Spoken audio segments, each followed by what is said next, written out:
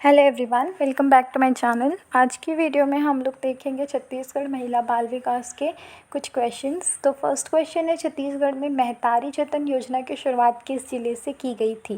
Bilaspur, Raipur, Korea या रायगढ़? तो इसमें करेक्ट आंसर है ऑप्शन नंबर बी, रायपुर। इसकी शुरुआत जो हुई थी वो रायपुर जिले के सोनपैरी विकासखंड अभनपुर में की गई थी। ठीक है।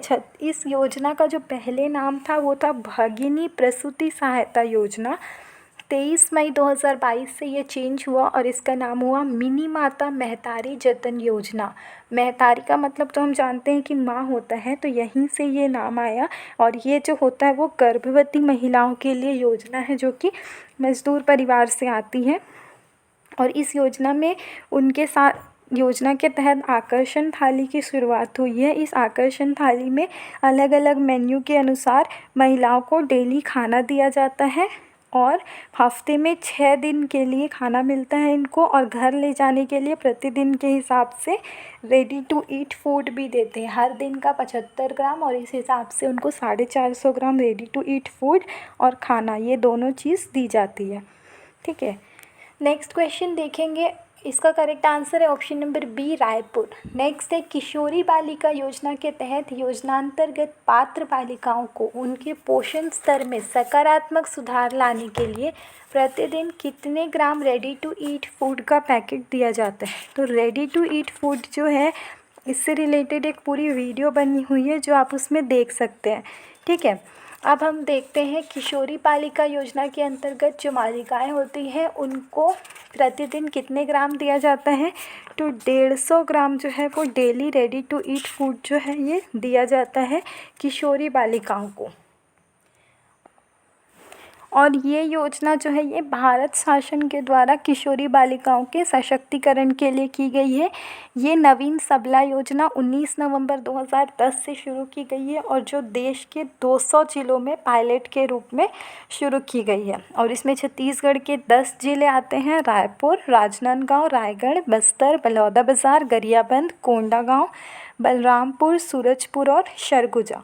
इसके अंतर्गत 11 से 18 साल की किशोरी बालिकाओं के लिए गतिविधियां कौन कौन सी है? पोषण आहार दिया जाता है, IFA टैबलेट दिया जाता है, स्वास्थ्य और जांच सेवा कराई जाती है, स्वास्थ्य और पोषण शिक्षा दी जाती है, परिवार कल्याण और बच्चों की देखभाल और गृह प्रबंधन पर मार्गदर्शन दिया जाता है, लाइफ स्किल एजुकेशन और व्यावसायिक प्रशिक्षण दिया जाता है।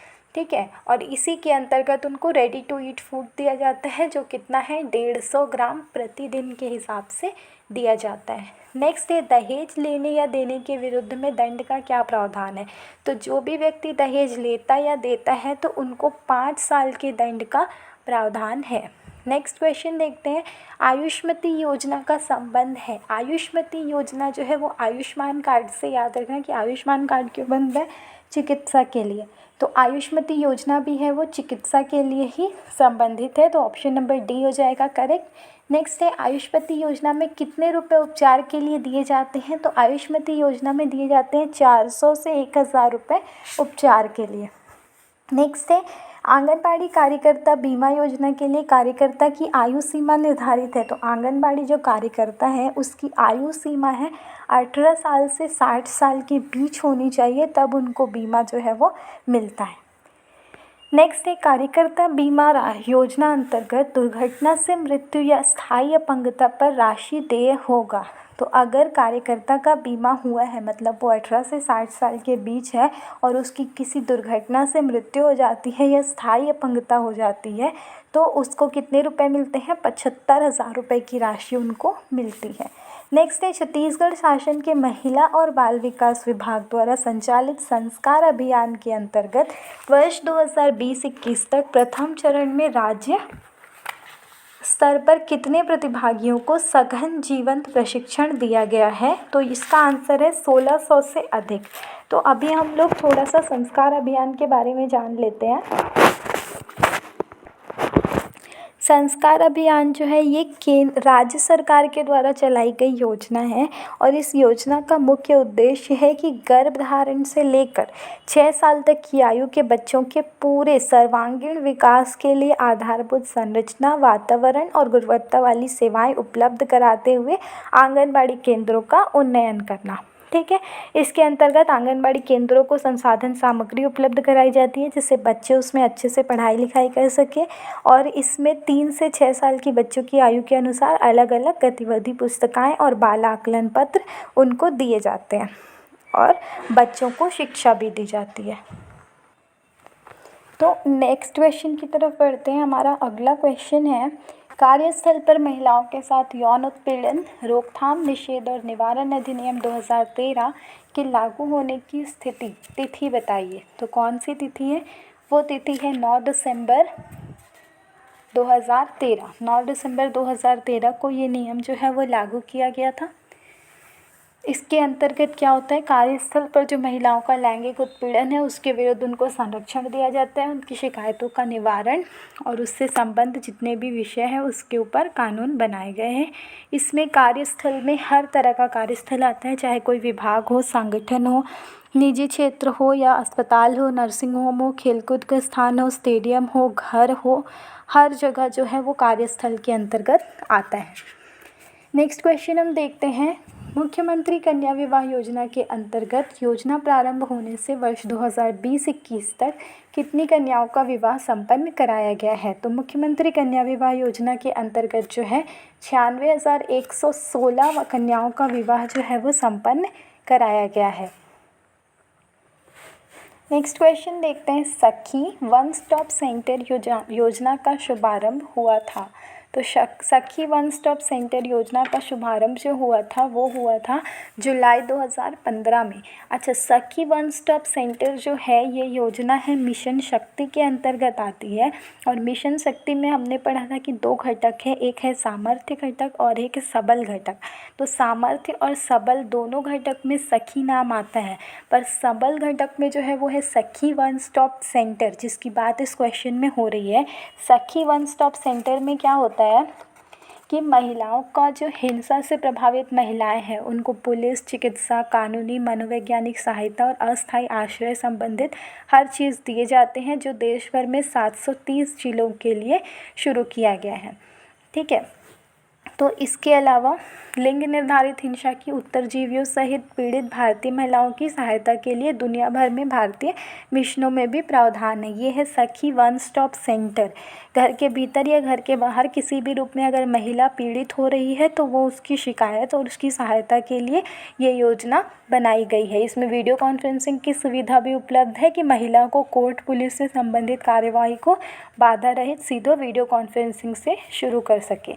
और इसी में सामर्थ्य घटक के अंतर्गत सखी निवास आता है। और सखी निवास क्या है? ये कामकाजी महिलाओं के हॉस्टल से रिलेटेड है। कामकाजी महिलाओं का पहले हॉस्टल जो 1972-73 में शुरू किया गया था उसी का नाम बदल के क्या रखा गया है? सखी निवास।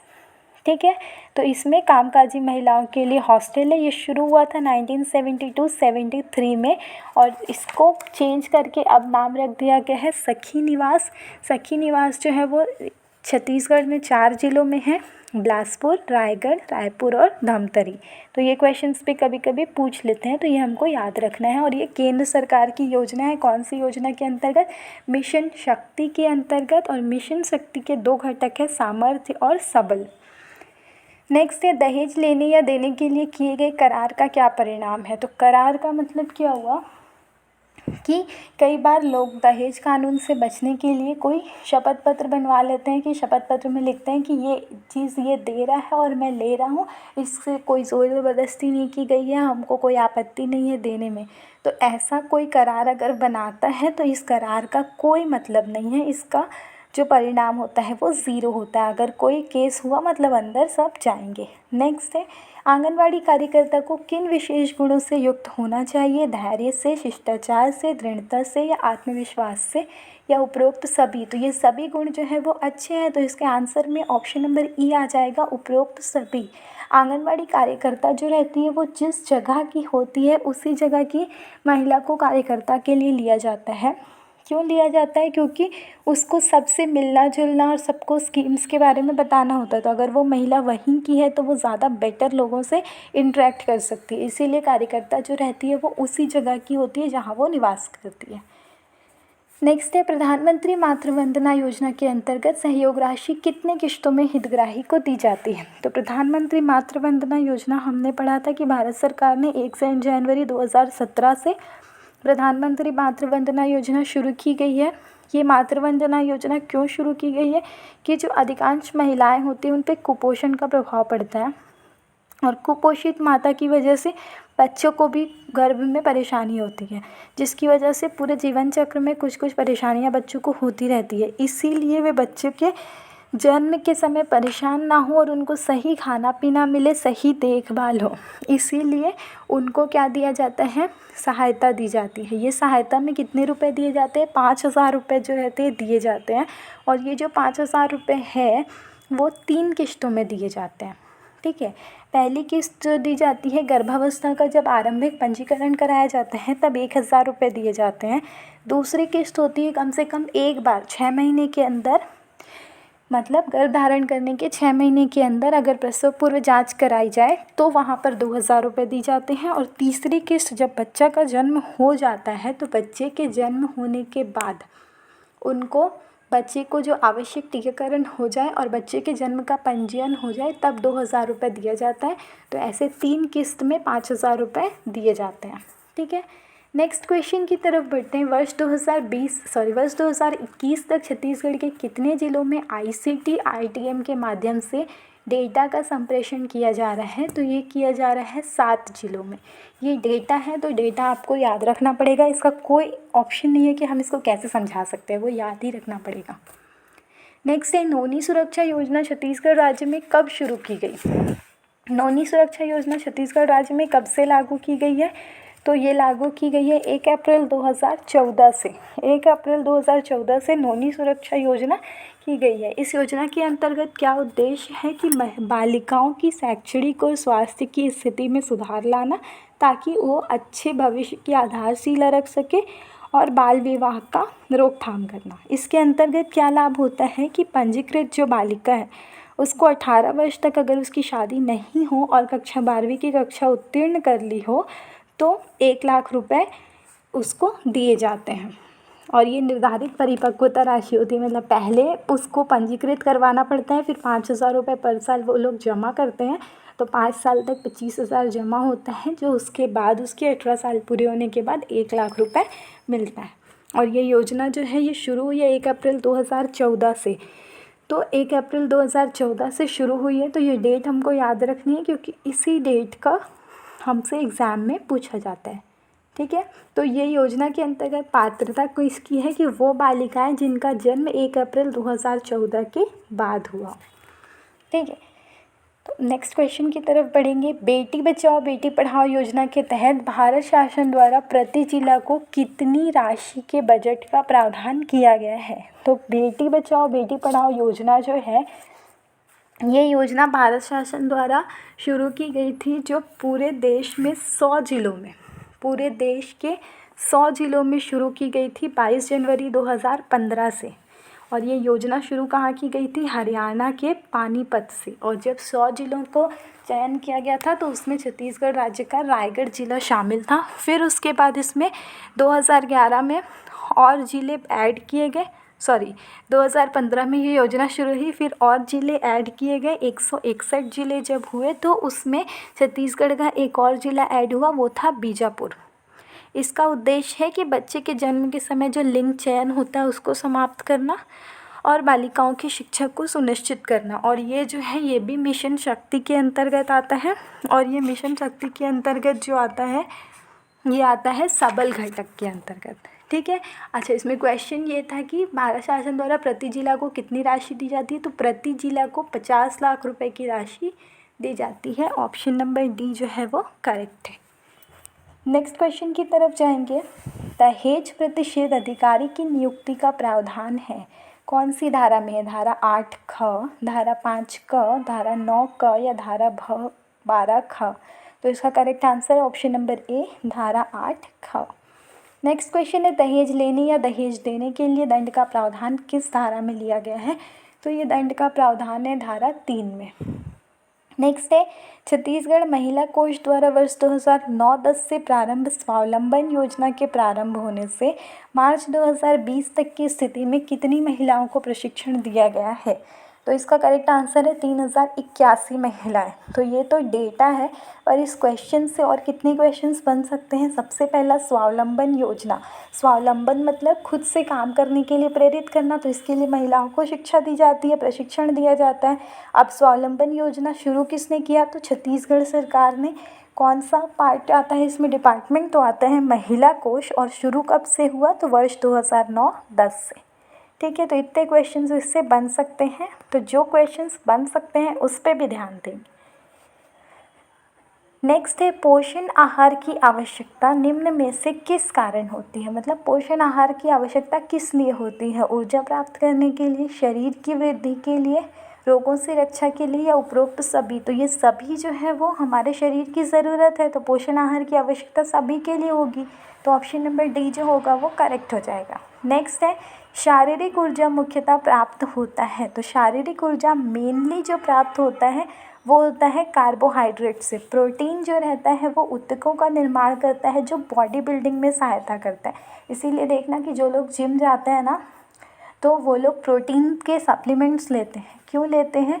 क्योंकि वो उनकी बॉडी को बिल्ड करने में हेल्प करता है। और विटामिन जो है वो विटामिन हेल्प करता है हमको रोगों से प्रतिरक्षा के लिए। कार्बोहाइड्रेट जो रहता है ऊर्जा देता है, पर अगर कभी क्वेश्चन में कार्बोहाइड्रेट और वसा दोनों हो और क्वेश्चन हो कि ऊर्जा ज़्यादा किससे मिलती है, तो ज़्यादा ऊर्जा हमको वसा से मिलती है और कार्बोहाइड्रेट से हमको ऊर्जा मिलती है, पर ज़्यादा ऊर्जा जो होती है वो कार्बोहाइड्रेट के कंपैरिजन में वसा से ज़्यादा मिलती है। ठीक है, नेक्स्ट क्वेश्चन है भारत सरकार द्वारा कुपोषण के स्तर में कमी लाने के लिए एक वृहद अभियान के रूप में पोषण अभियान का शुभारंभ किया गया कब से? 1 जनवरी 2012, 8 मार्च 2018, 18 मार्च 2015 या 24 जनवरी 2019? तो पोषण अभियान की जो शुरुआत की गई वो की गई 8 मार्च 2018 से। तो ऑप्शन नंबर सी जो हो जाएगा। और एक चीज़ हम इसमें देख लेते हैं कि भारत सरकार द्वारा कुपोषण को दूर करने के लिए ये पोषण अभियान चलाया जा रहा है, जिसमें 0 से 6 साल तक के बच्चों और गर्भवती और धात्री माताओं मतलब जिनके बच्चे हो चुके हैं, उनके स्वास्थ्य और पोषण स्तर के समयबद्ध तरीके से सुधार के लिए ये राष्ट्रीय पोषण मिशन का गठन किया गया है। तो हमको क्वेश्चन ये भी पूछ लेता है कि पोषण अभियान जो है वो छत्तीसगढ़ सरकार का है या फिर केंद्र सरकार का है? तो वो केंद्र सरकार का मिशन है। इसके लिए 3 वर्षों के लिए लक्ष्य निर्धारित किए गए हैं। पोषण अभियान में क्या होता है? आईसीटी के माध्यम से डेटा का ट्रांसफ़र होता है और इसमें सामुदायिक गतिविधियों का आयोजन किया जाता है। प्रोत्साहन राशि दी जाती है, मतलब आंगनबाड़ी कार्यकर्ताओं को प्रति माह निर्धारित प्रोत्साहन राशि दी जाती है अगर वो पर्टिकुलर जो लक्ष्य निर्धारित है उसको सही कर लेते हैं, पूरा कर लेते हैं। ठीक है, और इसमें जन आंदोलन पब्लिक मूवमेंट कराया जाता है, जिसके अंतर्गत सुपोषण की ओर यात्रा को जन आंदोलन के रूप में परिवर्तित किया गया है। इसमें बच्चों को मुख्यमंत्री अमृत योजना के अंतर्गत सहकारी दुग्ध महासंघ के माध्यम से हर बुधवार को 100 मिलीलीटर मीठा सुगंधित दूध इसका वितरण किया जाता है। इसका उद्देश्य है कि 0 से 6 साल तक के बच्चों में ठिगनेपन से बचाव और कुल 6% प्रतिवर्ष 2% की दर से कमी लाने का 3 साल का लक्ष्य है, तो कुल 6% कमी लाएंगे। 0 से 6 साल के बच्चों के अल्प पोषण से बचाव के लिए भी 6% की कमी लाएंगे। तो हमने बात की कि 3 साल का लक्ष्य है, मतलब हर साल 2-2% की कमी लाएंगे। 6 माह से 59 माह के बच्चों में एनीमिया के प्रसार में 9%, मतलब हर साल 3% की कमी लाना है। 15 से 49 वर्ष की किशोरी महिलाओं और गर्भवती और धात्री माताओं के एनीमिया में 9%, मतलब हर साल 3% की कमी लाएंगे।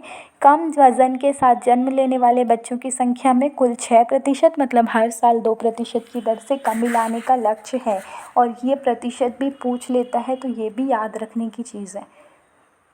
नेक्स्ट है भारत सरकार द्वारा कुपोषण के स्तर में कमी लाने के लिए एक वृहद अभियान के रूप में पोषण अभियान का शुभारंभ कब से किया गया? तो ये शुभारंभ कब से किया गया? 1 जनवरी, ये अभियान का शुभारंभ किया गया 8 मार्च 2018 से। अभी इसी के बारे में हम बात कर रहे थे। नेक्स्ट क्वेश्चन,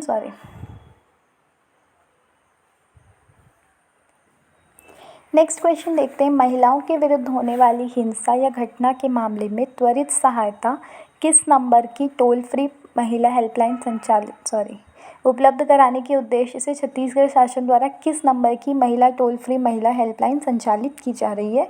तो वो है ऑप्शन नंबर डी 181। 181 जो नंबर है ये महिलाओं के विरुद्ध होने वाली घटना के लिए टोल फ्री महिला हेल्पलाइन नंबर है। नेक्स्ट है, दहेज मांगने के लिए दंड का प्रावधान किस धारा में किया गया है? तो दहेज मांगने के लिए अगर कोई दहेज मांगता है तो इसमें दंड का प्रावधान है धारा 4 में, ऑप्शन नंबर बी। और दहेज मांगने के विरुद्ध दंड का क्या प्रावधान है, मतलब अगर कोई दहेज मांगता है तो उसको कितना दंड मिलता है? 6 माह से 2 साल तक की सज़ा उसको हो सकती है। तो ऑप्शन नंबर सी जो है वो करेक्ट है। नेक्स्ट है, ECCE दिवस आयोजन हेतु प्रति आंगनबाड़ी प्रतिवर्ष प्रदान किया जाएगा। तो ECCE जो प्रदान किया जाता है वो प्रति आंगनबाड़ी 3000 रुपये प्रतिवर्ष प्रदान किया जाता है। नेक्स्ट है, घर में प्रसव की तैयारी के कितने नियम हैं? तो घर में प्रसव की तैयारी के जो है 5 नियम हैं। नेक्स्ट क्वेश्चन की तरफ बढ़ेंगे। पोषण अभियान के घटक सतत और सीख प्रक्रिया के माध्यम आंगनबाड़ी कार्यकर्ताओं के ज्ञान का उन्नयन कितने दिवस की एक विशिष्ट विषय पर उन्नत किया जाता है? तो ये किया जाता है 15 दिवस के भीतर।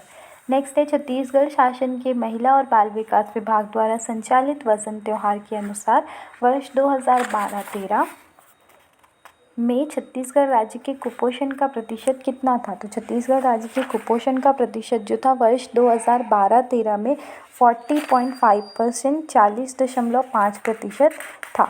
वज़न त्यौहार जो है वो वर्ष 2012 से मनाने का कार्यक्रम शुरू हुआ है, जिसमें 5 साल से कम आयु के बच्चों में पोषण स्तर के आकलन के लिए आंगनबाड़ी केंद्रों में वज़न त्यौहार का आयोजन किया जाता है, जिसमें इलेक्ट्रॉनिक मशीन से बच्चों का वज़न लिया जाता है।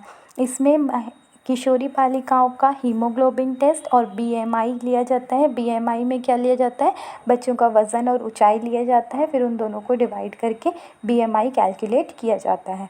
एक तिथि निर्धारित करते हैं जिसमें बच्चों का वज़न लेकर ऑनलाइन सॉफ्टवेयर में डेटा एंट्री कर देते हैं, जिससे राज्य में कुपोषित बच्चों की स्थिति का डेटाबेस तैयार हो जाता है और कुपोषण कम करने की योजना बनाई जाती है। तो 2012-13 में जो था वो 40.05% था और 2018-19 में जो था वो 23.37% था। तो इसमें जो है वो लगातार कमी आ रही है। ठीक है, नेक्स्ट क्वेश्चन देखते हैं। छत्तीसगढ़ राज्य के कितने जिलों में महिला और बाल विकास विभाग द्वारा नारी निकेतन का संचालन किया जा रहा है? तो नारी निकेतन का संचालन जो है वो 3 जिलों में किया जा रहा है, ऑप्शन नंबर बी। नेक्स्ट है, बाल शक्ति पुरस्कार प्राप्तकर्ता कितने आयु वर्ग के बच्चे हैं? तो बाल शक्ति पुरस्कार प्राप्तकर्ता जो है वो बच्चे हैं 5 साल से 18 वर्ष की आयु के। यदि महिला जिसको दहेज वापस करना था उसकी मृत्यु हो चुकी है तो दहेज किसको दिया जाएगा? तो अगर उसकी मृत्यु हो जाएगी तो उसका दहेज जो है उसके बच्चों को दिया जाता है, ऑप्शन नंबर ए। नेक्स्ट है, आंगनबाड़ी केंद्रों के रखरखाव हेतु प्रतिवर्ष प्रति आंगनबाड़ी केंद्र प्रावधान है। तो प्रतिवर्ष प्रति आंगनबाड़ी 2000 केंद्र प्रावधान है। नेक्स्ट है, शाला पूर्व अनौपचारिक शिक्षा किट प्रतिवर्ष प्रति आंगनबाड़ी कितने रुपए दिए जाते हैं? तो 5000 रुपये जो दिए जाते हैं हर साल एक आंगनबाड़ी को। छत्तीसगढ़ निर्धन कन्या सामूहिक विवाह योजना के आयोजन के लिए प्रति कन्या राशि व्यय का प्रावधान है। तो प्रति कन्या राशि व्यय का प्रावधान है 1000 रुपये। नेक्स्ट है, दहेज किसके द्वारा दिया जा सकता है? तो दहेज जो है ना तो दे सकते हैं ना ले सकते हैं। तो ऐसा नहीं है कि लड़के वाले दहेज नहीं देंगे तो लड़की वाले दहेज लेना चालू कर दे, जी नहीं, दोनों में से कोई भी नहीं दहेज दे सकता। ठीक है, नेक्स्ट है, छत्तीसगढ़ महिला कोष की ऋण योजना के अंतर्गत स्व सहायता समूहों को उनकी बचत राशि का अधिकतम कितने गुना तक का ऋण प्रथम बार में प्रदान किया जाता है? तो उनकी बचत राशि का अधिकतम 10 गुना ऋण जो रहता है वो पहली बार में दिया जाता है। नेक्स्ट है, प्रति आंगनबाड़ी केंद्र के लिए प्रतिवर्ष आकस्मिक व्यय का प्रावधान है। तो प्रतिवर्ष 2,000 रुपये की आकस्मिक व्यय का प्रावधान है। घर में प्रसव तैयारी के लिए 5 नियम है, हमने पढ़ा था। कौन कौन से 5 नियम हैं? वो है स्वच्छ हाथ, स्वच्छ सतह और परिवेश, नया ब्लेड, नया धागा और स्वच्छ नाभिनाल। ये 5 जो है प्रसव तैयारी के नियम है, तो ये पूछ लेता है। तो ऑप्शन नंबर डी उपरोक्त सभी। नेक्स्ट है, 3 से 6 वर्ष आयु के गंभीर कुपोषित बच्चों को गर्म पके हुए भोजन के अतिरिक्त रेडी टू ईट फूड का जो पैकेट दिया जाता है वो कितना दिया जाता है? तो 3 से 6 साल के जो बच्चे हैं उनको 75 ग्राम दिया जाता है। नेक्स्ट है, उज्ज्वला गृह संचालन हेतु वर्ष 2020-21 में कितने रुपए के बजट का प्रावधान है? तो इसमें जो है 90.11 लाख रुपए के बजट का प्रावधान है। नेक्स्ट है, दहेज प्रतिषेध अधिकारी की नियुक्ति की जाती है। दहेज प्रतिषेध अधिकारी की जो नियुक्ति की जाती है वो राज्य सरकार के द्वारा की जाती है। नेक्स्ट है, जन्म के समय सामान्य श्रेणी वाले बच्चे का वज़न कम से कम कितना होना चाहिए? तो कम से कम 2.5 किलोग्राम या उससे ज़्यादा होना चाहिए। अगर 2.5 किलोग्राम से कम है तो वो सामान्य श्रेणी में नहीं आएगा। नेक्स्ट है, यदि शिशु का वज़न जन्म के समय 2 किलोग्राम से कम है तो तत्काल क्या करेंगे? तो उसको शिशु रोग विशेषज्ञ को दिखवाना पड़ता है। नेक्स्ट है, सन 2001 की जनगणना के अनुसार भारत में महिलाओं की संख्या 49.87 करोड़ है। तो वो भारत की कुल आबादी का कितना प्रतिशत है? तो 48.2% है।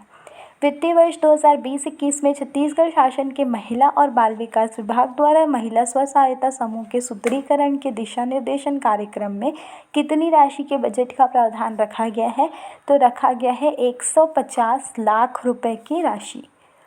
एकीकृत बाल संरक्षण योजना का प्राथमिक लक्ष्य है बच्चों के संरक्षण के लिए समर्पित दक्ष कर्मचारियों, रचनाओं और सेवाओं के लिए सुरक्षा तंत्र की स्थापना, बच्चों के लिए एक सुरक्षित वातावरण की कल्पना, बच्चों को 21 वर्ष की आयु तक समस्त सुविधाओं के साथ पालन करना, या ए और बी दोनों? तो इसका करेक्ट आंसर ए और बी दोनों हो जाएगा। 21 वर्ष की आयु तक हम बच्चों की पालन पोषण नहीं करते। नेक्स्ट है, इस अधिनियम के तहत किए गए अपराधों के विरुद्ध विचारण करने का अधिकार किसको है? प्रथम श्रेणी के न्यायिक मजिस्ट्रेट, महानगर मजिस्ट्रेट, ए और बी दोनों या इनमें से कोई नहीं? तो अधिनियम का नाम तो दिया नहीं है, तो ये क्वेश्चन हम यहाँ पे स्किप करते हैं। नेक्स्ट क्वेश्चन है, दहेज संबंधी अपराधों के संबंध में क्या सही है? तो दहेज संबंधी हो, तोनी प्रताड़ना हो, और एक क्या था, महिला संरक्षण के लिए जो भी कानून है, जितने भी अपराध हैं सब गैर जमानती है और अक्षमनीय है और हमेशा संज्ञेय है। प्रसव के बाद खतरे के कौन कौन से लक्षण हैं? स्तनों में दर्द, अधिक खून बहना, बदबूदार पानी आना, पेट में दर्द या पाँव में कष्ट, या उपरोक्त सभी। तो ये सभी जो है ये खतरे के लक्षण हैं। जो नॉर्मल होता है थोड़ा बहुत चलता है, बट जब बहुत ज़्यादा ब्लीडिंग होती है तो वो भी खतरे का लक्षण है। बदबूदार पानी आना खतरे का लक्षण है। पेट में दर्द होना या पाँव में कष्ट होना। नवजात शिशु की देखरेख में क्या शामिल है? तो सबसे पहले शिशु को गर्म रखना, ये सही है। पहले 7 दिन तक शिशु को स्नान न कराना, ये भी सही है। जन्म के तुरंत बाद स्तनपान प्रारंभ कर देना, ये भी सही है। शिशु को कोई अन्य तरल पदार्थ ना देना, ये भी सही है। और जन्म के समय शिशु का वज़न लेना, ये भी सही है। ये 7 दिवस तक जो स्नान ना कराना, ये थोड़ा सा डिफरेंट लग रहा है, तो उसमें देख लेंगे। बाकी जितने हैं वो सब सही है, इसलिए इसका आंसर ऑप्शन नंबर एफ़ लिया है। ठीक है, नेक्स्ट क्वेश्चन देखते हैं। अल्पकालीन आवास सुविधा योजना भारत सरकार ने कब शुरू की थी? तो ये शुरू की थी 1969 में, 1969 में। महिलाओं को रोजगार और प्रशिक्षण कार्यक्रम भारत सरकार द्वारा कब प्रारंभ किया गया? 1980, 85, 87 या 95? तो इसका करेक्ट आंसर है 1987। नेक्स्ट है, विधि का उल्लंघन करने वाले ऐसे बालक या बालिकाओं को जिनके बारे में ये पाया गया कि उन्होंने अपराध किया है, उन्हें किशोर न्याय बोर्ड के आदेश पर पुनर्वास हेतु कहाँ रखा जाता है? तो उनको रखा जाता है विशेष गृह में। ऑप्शन नंबर सी जो होगा वो करेक्ट हो जाएगा। नेक्स्ट है बाल विकास को बढ़ावा देने हेतु विभिन्न विभागों में नीति निर्धारण और कार्यक्रम लागू करने में प्रभावकारी तालमेल कायम करना किस योजना का मुख्य उद्देश्य है? तो ये योजना है समेकित बाल विकास योजना, ऑप्शन नंबर बी। नेक्स्ट है यदि दुल्हन का पिता रूढ़िगत प्रकृति के उपहार जो उसकी वित्तीय क्षमता के अधीन है दुल्हन को देता है तो ऐसा उपहार दहेज की परिभाषा में आएगा। ये कथन सत्य है, असत्य है, कुछ नहीं कह सकते या कोई नहीं। तो ये कथन जो है वो असत्य है। दहेज नहीं देना है मतलब नहीं देना है, चाहे आप राष्ट्रपति के भी बच्चे हो पर दहेज नहीं देना है। नेक्स्ट है जहाँ कोई दहेज ऐसी स्त्री से भिन्न जिसके विवाह के संबंध में वो दिया गया है किसी व्यक्ति द्वारा प्राप्त किया जाता है वहाँ व्यक्ति उस दहेज को अंतरित करेगा।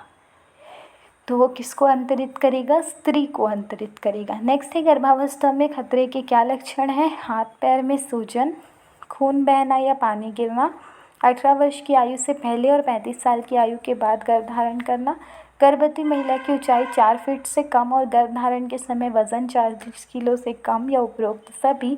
तो ये सभी जो है खतरे के लक्षण हैं। नेक्स्ट है प्रसव के समय कौन सा खतरे के लक्षण है? 12 घंटे से अधिक प्रसव पीड़ा, ये है। दौरे और बेहोशी आना, ये भी है। 30 मिनट में अपरा नाल का ना निकलना, ये भी है। और प्रसव पीड़ा के बिना ही पानी की थैली का फट जाना। तो ये सभी जो है ये प्रसव के समय खतरे के लक्षण है। तो ये थे हमारे आज के 60 क्वेश्चंस जो हमने महिला बाल विकास से किए। ये सारे क्वेश्चंस जो है बहुत ज़्यादा इंपॉर्टेंट है और इससे रिलेटेड हमने जब कुछ फैक्ट्स किए तो और भी क्वेश्चंस इसमें ऐड होते गए। लगभग 100 क्वेश्चन आई थिंक इस वीडियो में हुए होंगे। कोशिश कीजिए कि वीडियो को 2-3 बार रिपीट में देख ले ताकि जितने क्वेश्चंस हमने किए हैं और उससे रिलेटेड जो फैक्ट है वो हमको याद हो जाए। तो अगर एग्ज़ाम में इनसे कोई भी क्वेश्चन पूछे तो हम उस क्वेश्चन को कर सकें। तो thank you everyone for joining. मिलते हैं नेक्स्ट वीडियो में। Have a nice day.